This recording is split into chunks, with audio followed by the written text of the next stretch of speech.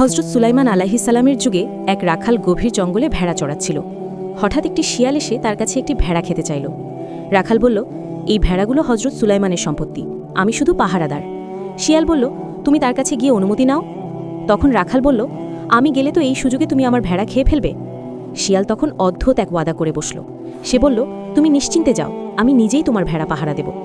রাখাল অবাক হয়ে হযরত সুলাইমানের দরবারের দিকে রওনা হল। পথে সে তিনটি অদ্ভুত দৃশ্য দেখল।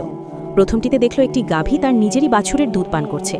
দ্বিতীয়টিতে দেখল কিছু মানুষ ছেঁড়া ফাটা পুরনো কাপড় পরে আছে, কিন্তু তাদের সবার হাতে সোনার থলি।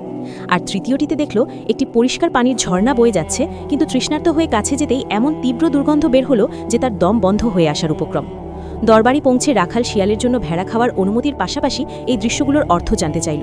তখন হযরত সুলাইমান জানালেন, এগুলো শেষ জামানার নিদর্শন। প্রথম দৃশ্যটি সেই সব মায়েদের উদাহরণ যারা দুনিয়ার লোভে নিজেদের মেয়েদের ফিতনায় জড়িয়ে নিজেরা সুবিধা হাসিল করবে। দ্বিতীয়টি হারাম উপার্জনকারীদের উদাহরণ, যাদের অনেক সম্পদ থাকলেও জীবনে কোনো বরকত বা শান্তি থাকবে না, তারা ফকিরের মতোই অতৃপ্ত থাকবে। আর তৃতীয়টি হলো শেষ জামানার ভণ্ড আলেম ও নামধারী দিনদারদের উদাহরণ, যাদের বাইরের রূপ দেখতে সুন্দর ও পবিত্র মনে হলেও তাদের অন্তর দুনিয়ার মোহে পরিপূর্ণ থাকবে। ভয়ে কেঁপে উঠে রাখাল জঙ্গলে ফিরে এলো। দেখল শিয়ালটি সত্যিই তার ওয়াদা পালন করেছে। নবীর অনুমতির কথা শুনে শিয়ালটি পাল থেকে সবচেয়ে দুর্বল আর অসুস্থ একটি ভেড়াকে বেছে নিল। রাখাল অবাক হয়ে এর কারণ জানতে চাইলে শিয়ালটি উত্তর দিল, আমি একেই বেছে নিয়েছি, কারণ এই ভেড়াটি তার রবের জিকির থেকে গাফেল ছিল।